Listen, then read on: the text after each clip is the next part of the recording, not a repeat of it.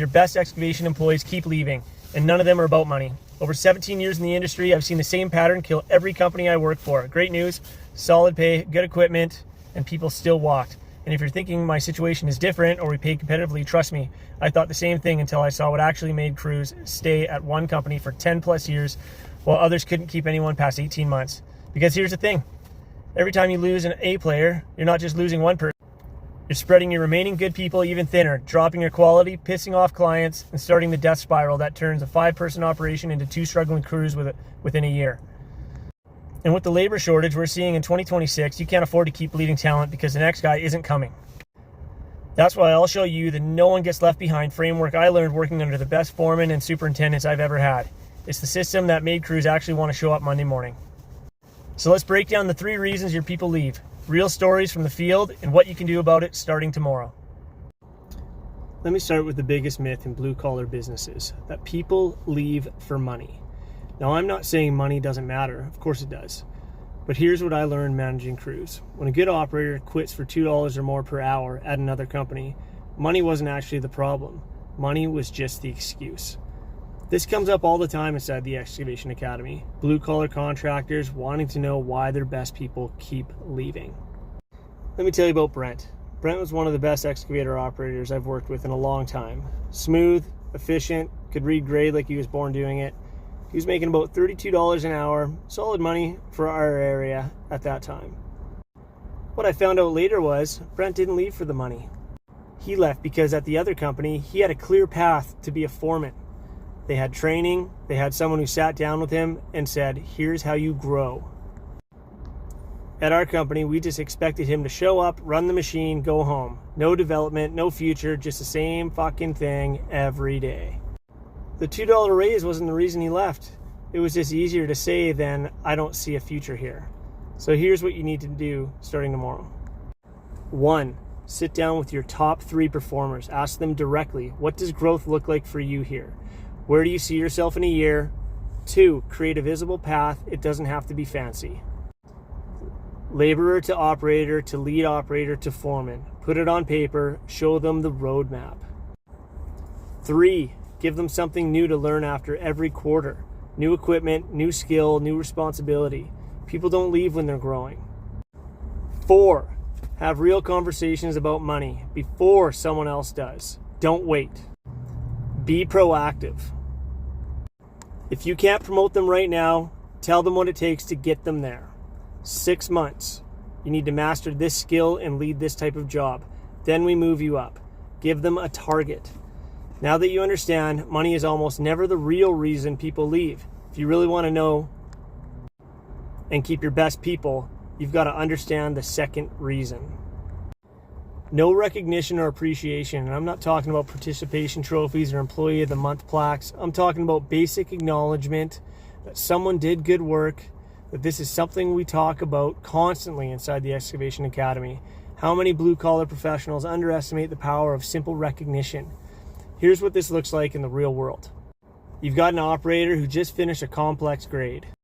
Perfect slope, hit all the elevations, clean work. You walk the site, check it, and then nothing. You move on to the next job. That operator, they noticed you checked their work. They're waiting to hear if it was good. And when you say nothing, they assume one of 2 things. Either you didn't notice or you don't care. Neither one makes them want to stay. I've seen this play out dozens of times. A good operator starts slipping. Quality drops, effort decreases, and when you finally address it, you're already mentally checked out. Here's the thing. People will work harder for recognition than they will for money. It's human nature. We want to know our work matters. And in the blue-collar work, where the job is hard and the conditions are always great, recognition becomes even more important. So here's what to do starting tomorrow. And by the way, we break down the complete recognition and culture building system inside the Excavation Academy. But here are the fundamentals.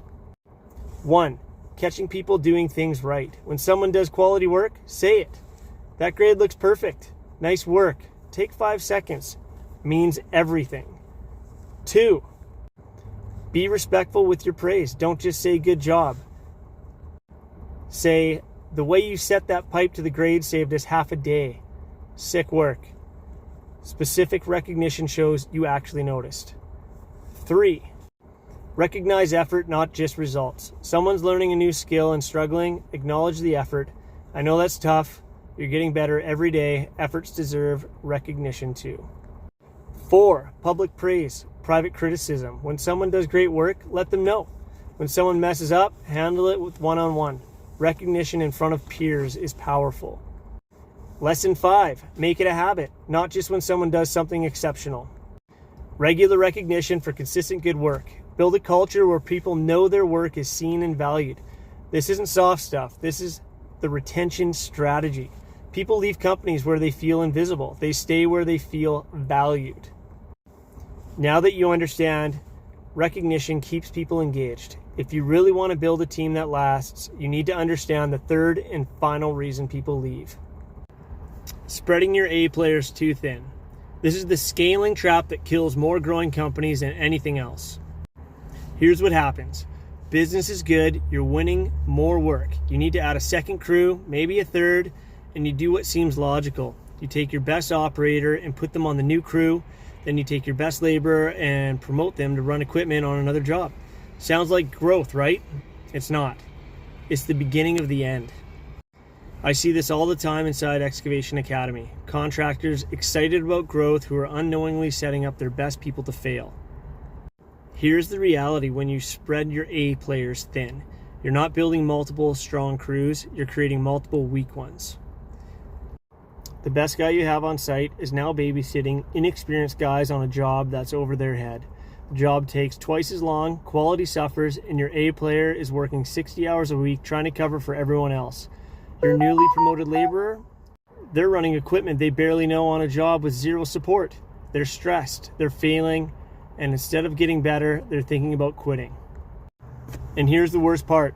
While you're stretched thin trying to manage 3 mediocre crews, your competitor, who stayed at 1 or 2 solid crews, they're executing better work, finishing on time, and their people go home at a reasonable hour. Your A players see this, and they leave. I watched this destroy a company I worked for. We went from 2 excellent crews to 5 struggling ones in 6 months. Within a year, half the original crew, the good ones, were gone. The owner couldn't figure out why. The reason was simple. He sacrificed excellence for expansion. So here's what you need to do instead. 1, before you add a crew, make sure you have the talent to support it. Not just bodies, actual skilled people who can execute without constant supervision. 2, grow slower than you think you should. I know that's hard to hear, but when work is rolling in, but you turn down work, it's better than destroying reputation and your team. 3, invest in development before expansion. Train your B players and C players up to A level before you split your crews. Build depth before you build width. 4, protect your A players. Don't burn out your best people by making them carry everyone else. They will leave, and when they do, your whole operation suffers. 5, and this is critical, have a real plan for scaling. Not just, well, figure it out. Inside the Excavation Academy, we teach the SMART scaling framework.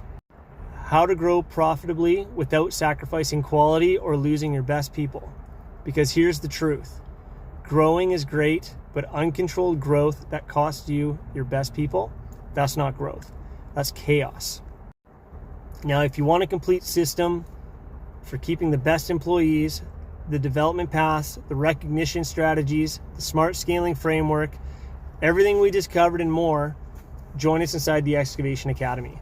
It's completely free. You get the full training, connect with other blue-collar contractors solving the same challenges, and build a team that actually lasts. The link is in the description. I'll see you inside.